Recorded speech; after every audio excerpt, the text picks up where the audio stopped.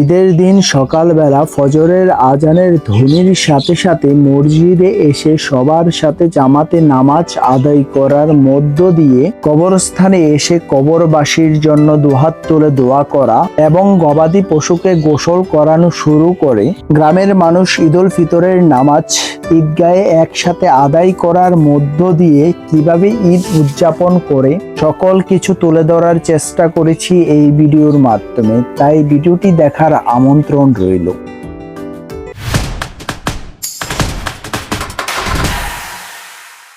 আসসালামু আলাইকুম। আমরা সকালবেলা ঘুম থেকে উঠে ফজরের আজানের সাথে সাথে নয়কামতা কেন্দ্রীয় শাহে জামে মসজিদে ফজরের নামাজ আদায় করতে চলে আসলাম। এসে ফজরের নামাজ জামাতের সাথে আদায় করলাম। নামাজ শেষে হুজুর সকলের জন্য দোয়া করলো। নামাজ শেষ করে মসজিদ থেকে বেরিয়ে সকলে দলে দলে কবর জিয়ারতের উদ্দেশ্যে রওনা হলো। তার সাথে সাথে আমরাও রওনা হয়ে গেলাম কবর জিয়ারত করার জন্য। আমাদের নয়কামতা কেন্দ্রীয় শাহে জামে মসজিদের সম্মানিত ইমাম সাহেব সকল কবরবাসীর জন্য দোয়া করতেছে।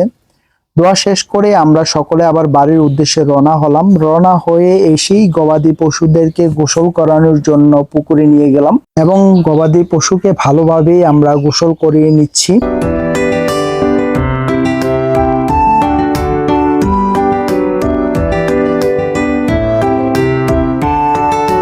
আমরা সকল কার্যক্রম সমাপ্ত করার পর দলবদ্ধভাবে নয়কামতা কেন্দ্রীয় শাহে জামে মসজিদের ঈদগাহে চলে আসলাম।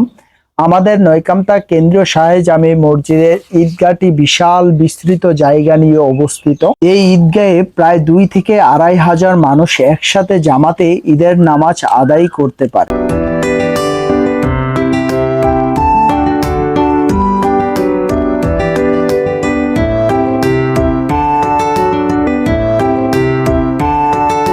ঈদের নামাজ শেষ করে সকলে ঈদের আনন্দ ভাগাভাগি করে নিচ্ছে এবং বাচ্চারাও তাদের ঈদের আনন্দ ভাগাভাগি করে নিচ্ছে।